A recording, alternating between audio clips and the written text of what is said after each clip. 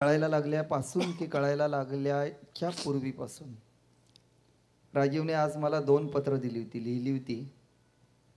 गाडीत ह्या बाजूला तो बसला होता प्रिसिजनच्या गाडीत आणि मी या बाजूला पोस्टाची पेटी टाकून ये म्हणाला. मी ती टाकली नाहीत, मुद्दाम इथे आणलेत. आणि म्हटलं आणि त्याला असे म्हटलं की खाजगी पत्र वाचू नकोस, वाचणार असेल तर पैसे द्यावे लागतील. इतकं स्पष्ट बोलू नाही. ती आता मी काय टाकली बोलणार? नाहीत कारण डोंबिवलीला त्याचा वय वर्ष 1.5चा नातू आहे. 1.5 की 1 की सव्वा, दीड आणि 1.25 वर्षाचा नातू जो आज वाचणार नाही त्याला त्याने इथे आल्यानंतर रोज एक ह्या दराने ही 2 दिवसात 2 पत्र लिहिली.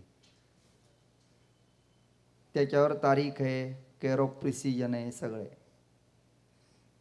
आणि ही पत्र त्याच्या वतीने त्याची आई नक्की जपणार आहे.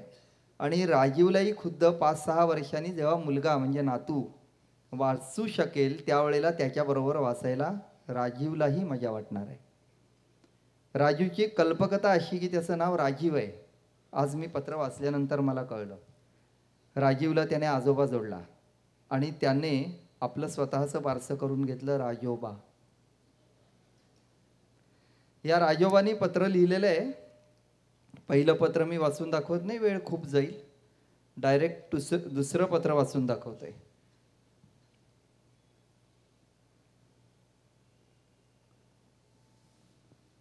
प्रिय अन्वय, अनेक आशीर्वाद. काल कोजागिरी पौर्णिमा होती. मला तुझी खूप आठवण आली.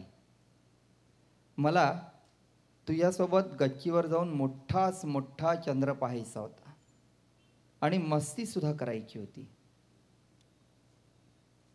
काल तू आजीबरोबर चंद्र पाहायला गेला होतास हे कळल्यावर मात्र मला खूप आनंद झाला.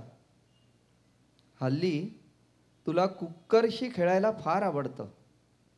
तो उघडणं आणि योग्य प्रकारे बंद करणं हे तुला मोठं आव्हान वाटत असतं. काम परफेक्ट होण्यासाठी तुझी धडपड सुरू असते. पण एकदा का तुझ्या मनासारखं काम झालं की मात्र तुला आमच्याकडून दाद हवी असते. तेव्हाच तू मस्त हसतोस, $1 मिलेनियम स्माईल, आणि पुन्हा कामाला लागतोस.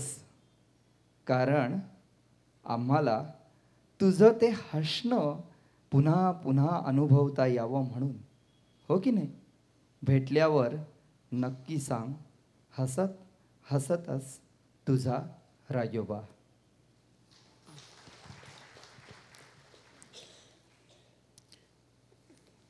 पूर्वी मी युनिसेफला असताना मला खूप फिरायला लागायचं. म्हणजे महिन्यातून 15 ते 20 दिवस मी जवळजवळ बाहेर असायचो. तेव्हा मी रोज माझ्या मुलीला एक पत्र पाठवायचो की आज काय झालं आणि नवीन काय शिकलो.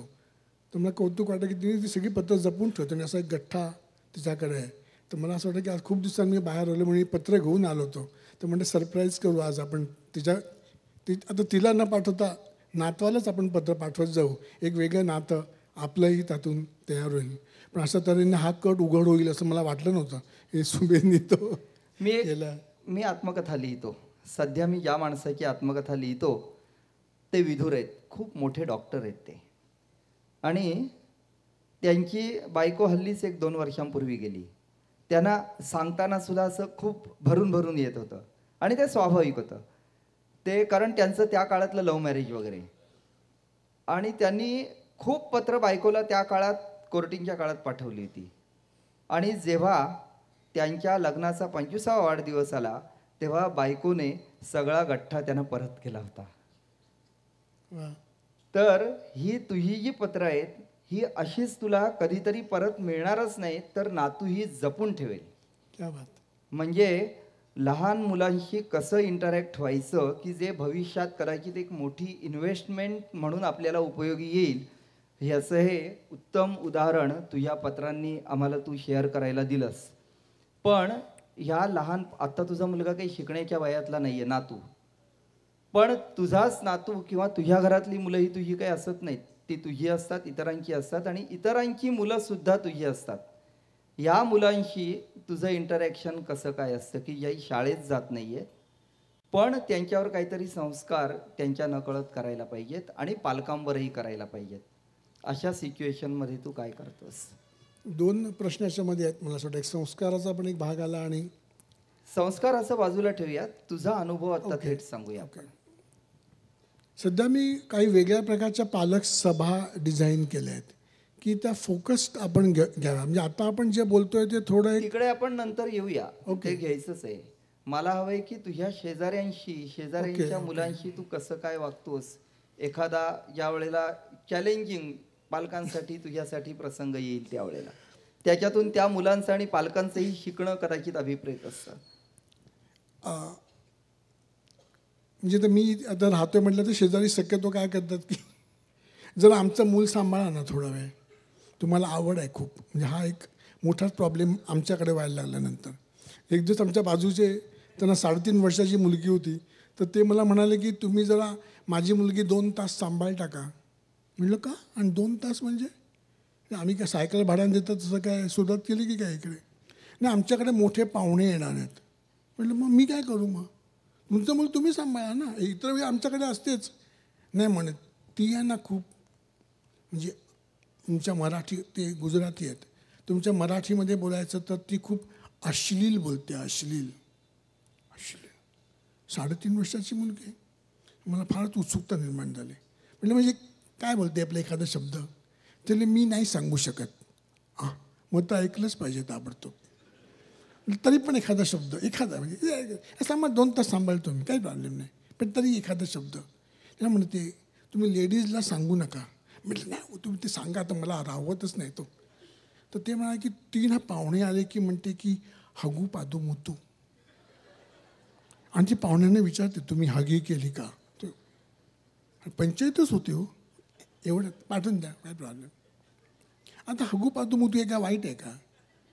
तुम्ही सगळ्यांनी हगू पादू मुतू केलं म्हणून ते इकडे आले. तुम्ही जर म्हणाल की सकाळपासून मी करणारच नाही, हॉस्पिटलला जायला लागेल. तरी नाही करणार, ICUमध्ये तरी नाही केलं, वरती. याच्यात काय वाईट, सगळे करतं, अख्खा जग हगू पादू मुतू करतं. ते म्हणलं ठीक आहे पाठवून द्या. ती आली भावना, आम्ही सगळे जय महाराष्ट्र सगळे तयारीत. ते आल्या मला म्हणाले अंकल हगू पादू मुतू. म्हटलं हो का. आम्ही तर एकदा हगू, 3दा पादू आणि 4 वेळा मुतू करतो. तुम्ही. आता तिला प्रॉब्लेमच आला की तिचं प्रश्नाचं उत्तर मीच आधी देऊन टाकलं. मी तिला म्हटलं हे तर काहीच नाही, पादूचे तर वेगवेगळे आवाज असतात. इकडे काढला तर वेगळा येतो आणि इकडे तर आणखीन वेगळा. आणि आपण लोकांच्या आत हात धुवून काढला तो आणखीन सुपर येतो. आपण आज पादूचे 15 आवाज शोधूच. तिला असं वाटलं अरे वा, ये अपनी बिरादरी का आदमी आहे. मग आम्ही हगू पादू आणि मुतूवरती छान गप्पा मारल्या. मग ती म्हणाली की काका मला एक शोध लागला आहे. म्हटलं कशाच्या बाबतीत. ती म्हणाली हगूच्या बाबतीत. म्हटलं आम्हाला पण जाम इंटरेस्ट आहे अशी शोध ऐकण्यात. काय शोध आहे. ती म्हणाली की आपण बीट खाल्लं ना, बीट, तर शी लाल होते. हे तर मलाही माहिती आहे, मलाही पण तशीच होते.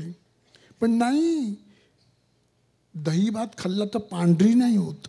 म्हटलं हां हे सॉलिड आहे, हे माझ्या लक्षातच आलं नव्हतं. पण असं का होतं. म्हटलं नाही हे मलाही माहिती नाही, आता आपण डॉक्टरनाच विचारू, त्यांचे डोळे पांढरे होऊ देत दही भात खाऊन.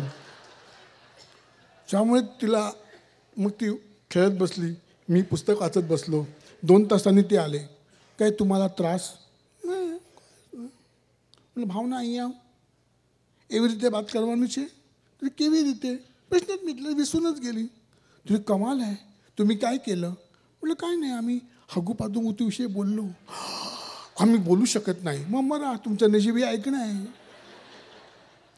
3.5 ते 4.5 हे वय वर्ष असं आहे की त्याला खुळं वय म्हणतात. ते आई किंवा वडील कोणाचं तरी एकाच्याच मागे हात धुवून लागतात. ते म्हणाले हगू पादू मुतू. हां बोल नको. त्याला कळलं हां बाबा घाबरतात. झालं ते त्याच्या मागे हगू पादू बाबा जीव करून पळतात. एकदम म्हण ना अगं काय फरक पडतो. आपण जेवढं घाबरू तेवढं मुलं एन्जॉय करतात की हां बाबांची जाम टरकलेली दिसते. बोल चल बोल. आम्ही बोल म्हटलं तर प्रश्न मिटतो. बेसिकली हा एक मोठा प्रॉब्लेम ह्या वयामध्ये निर्माण होतो. एक आणखी छोटा किस्सा सांगतो. माझ्या मित्राचा मुलगा होता कुणाल. माझ्या मित्राचं नाव अजय. अजय घरी आला की कुणाल घरातून चमचा आणायचा, वडिलांना दाखवायचा आणि खिडकीतून खाली टाकायचा. पण एकदा दोनदा तीनदा बघितलं. मग ते बायकोला हाक म्हणून सांगितलं, हा बघ कुणाला खाली चमचे टाकतो. बायको म्हणाली, मी असताना तर नाही टाकत. मग माझ्या मित्राचं आणखी डोकं फिरलं, तुला म्हणजे मी टाकतो का ते मला माहिती नाही. मग आईने विचारलं, कुणाला तू चमचे खाली टाकतोस? कुठला मुलगा म्हणेल, हो आई मी टाकतो. तो म्हणाला, नाही. बघितलं? मग माझ्या मित्राचं आणखी डोकं फिरलं. तो खाली गेला, सगळे चमचे गोळा केले आणि खालून म्हणाला, कुणाल सगळे चमचे खाली टाक, मी उभा राहतो. तो वरतून ओढून म्हणाला, आधी तुम्ही वरती या मग टाकीन. काही येऊ शकतं, म्हणजे आपली पूर्ण तयारी बर्फाची लादीच डोक्यावरती पाहिजे. हे एकाच्याच मागे लागतात ना. म्हणजे आपल्याला हे समजून घेतलं पाहिजे की आपला पार्टनर वेडा नसून थोडासा परिणाम झालेला आहे त्याच्यावरती. कारण मूल 3.5 ते 4.5 वर्षात आहे. तो आपल्या नाही टाकणार चमचे. होतच या गोष्टी. सगळा संस्कारांचा भाग आहे. जसं लहान मुलीवर तू व्यवस्थित संस्कार केलास, शेजारच्या लहान मुलीवरती. आता संस्कार वर्ग म्हटल्यावर पालक अगदी त्याच्या हात धुवून पाठी लागतात आणि गल्लोगल्लीचे संस्कार वर्ग हेच सांगतात की हाऊसफुल. तर या संस्कार वर्गांबद्दल तुझं म्हणणं काय आहे की खरोखर हे मुलांसोबत शिकताना पालकांनाही शिकवतात का, किंबहुना मुलांना तरी शिकवायला ते सक्षम असतात का? हल्ली आमच्या इथे संस्कार वर्गाला रेटिंग आहे. रेटिंग म्हणजे 3 स्टार 4 स्टार 5 स्टार. काही संस्कार वर्गावरती वेटिंग लिस्ट आहे. म्हणजे संस्काराकरता वेटिंग लिस्ट, म्हणजे उच्च दर्जाचे संस्कार वर्ग. आणि सगळ्या संस्कार वर्गांची नावं जी असतात ती अशी चमकदार असतात. ध्रुवतारा, ज्ञानतेज वगैरे. समजा मी एखादा संस्कार वर्ग काढला, सटरफटर संस्कार केंद्र, कोणीच पाठवणार नाही. सटरफटर आम्ही काय फालतू आहे काय? संस्कार वर्गाला 2 दरवाजे असतात. एका दरवाज्यातून कुसंस्कारित मुलं आतमध्ये, त्यांच्यावर संस्काराची फवारणी फसाफस. सुसंस्कारित मुलांचा लॉट बाहेर. तिथे लिहिलेलं असतं, संध्याकाळी 6 ते 8 या वेळात मुलांवर संस्कार केले जातील. पोळी भाजी केंद्र कशी असतात, 6 ते 8 पोळ्या करतात, तसे इथे संस्काराची भट्टी पेटवतात. लक्षात घ्या. एक साधी गोष्ट तुम्हाला सांगतो. आपल्या घरामध्ये घर आवरण्याच्या 2 पद्धती आहेत. एक पद्धत म्हणजे बाहेरच्या खोलीतले सामान आतल्या खोलीत नेऊन टाकणे, ही एक पद्धत. दुसरी सुपरफास्ट पद्धत म्हणजे कपड्यांचे बोळे, खरकटी भांडी, कपबशा वगैरे सगळं आतल्या डबल बेडवर नेऊन टाकणे आणि वरती राजस्थान हँडलूमची मोठी चादर पसरणे, मोराचं चित्र असलेले. प्रोहिबिटेड एरिया, इथे कोणी क्वार्टर बसू नका कारण घर आवरलेलं आहे, अशी एक पद्धत. समजा रविवारी दुपारी जेवण झाल्यानंतर अचानक तुम्ही घर आवरायला लागलात तर मुलं काय विचारतात सांगा ना. सगळ्यांची मुलं तेच विचारतात, आई आज कोण येणार आहे का, नाहीतर सुबुद्धी झालीच कशी. कारण आपण मुलांना सांगितलेलं आहे, पाहुणे आल्यानंतर कसं वाग, नीट वाग, इतर वेळी कसंही वाग जसे आम्ही वागतो. पाहुण्यांना बिस्किटे देताना बशीमध्ये 4 बाजूला 4 आणि मध्ये 1. आपण बिस्किटे खाताना ज्याचा पहिल्यांदा डब्यामध्ये हात जाईल त्यांनी घेऊन तोंडात कोंबायची असतात. कधी बघितलं आईने किंवा वडिलांनी मुलांना बशीमध्ये 4 बाजूला 4 आणि मध्ये 1 बिस्किट मुलाला दिलंय? इम्पॉसिबल, होऊच शकत नाही. क्रांतीच होईल घरामध्ये. मग मुलं जर अभ्यासाला बसलेली असतील तर ईश्वर कृपेने पाहुणे आलेच तर मुलं ताठ छातीने उठतात आणि काय म्हणतात, अभ्यास झाला. तुमची हिंमतच नाही पुढे बोलायची, काय हिंमतच नाही. आपण नक्की झाला का, हो झाला आहे. तर त्याला माहिती आहे पाहुणे आल्यानंतर नीट वाग. एवी तेवी काय मार खायचाच आहे तर मग खावी नाही, आणि काय फरक पडतं, हे तर रोजचंच नाटक आहे. पण आज तर पाहुणे आलेच आहेत, आपलं असं चरफोट मग दाखवतो. लक्षात घ्या, सिंपल गोष्ट घ्या. संस्कार करता येत नाहीत हां, संस्काराची रेसिपी नाही. आपण कसे वागतो याच्यावरती संस्कार अवलंबून आहेत. आपण काय बोलतो याच्यावर नाही. सुवचनातून नाही तर सुकर्मातून संस्कार होतात, वचनातून नाही. आणि चमत्कृतीपूर्ण सुवचनातून तर नाहीच नाही. उदाहरणार्थ काय सांगतात ना असं, मुलांनो तुमच्या मनाच्या मोटारीला विचारांचे ब्रेक लावा. मग मुलं म्हणतात सर मग पावसाळ्यात वायपर कशाचे लावायचे मी काय दाखवतो तुला तिथं चढून. कोणीच मुलगा भारावून जात नाही. हो सर मी कालच नवीन ब्रेक लावून घेतले मनाला विचारायचे. हां आता आपण जर वायपरविषयी बोलूया की असं होत. मुलांना एवढंच कळतं आहे आईला सॉलिड पकवतात आहे तर एवढंच. पण तर आदराने बघून म्हणतात वा ब्रेक लावायचे का अच्छा. चमत्कृतीपूर्ण वाक्याने मुलं भुलत नाहीत हां. जी बनचुकी माणसं असतात ना ती भुलतात. म्हणजे मी जर तुम्हाला म्हटलं की तुम्ही सगळ्यांनी पुस्तकांच्या बागेत जा, कवितेच्या कारंज्या खाली बसा, विद्वत्तेचा आरसा बघा, तुम्हाला काय बोलले ना काय बोलले म्हणजे काय कळलं का. एवढंच कळलं की काहीच कळलं नाही पण सॉलिड होता. मुलं प्रामाणिक असतात ते म्हणतात ओ पकवू नका काय ते नीट सांगा नाही कुठे कवितेची कारंजी असतात काय. हे आपल्याला आवडतं कारण आपल्याला काय खोलात जायचं नसतं. दुसरी एक शेवटचा भाग सांगते वेळ आहे तुम्हाला आणखी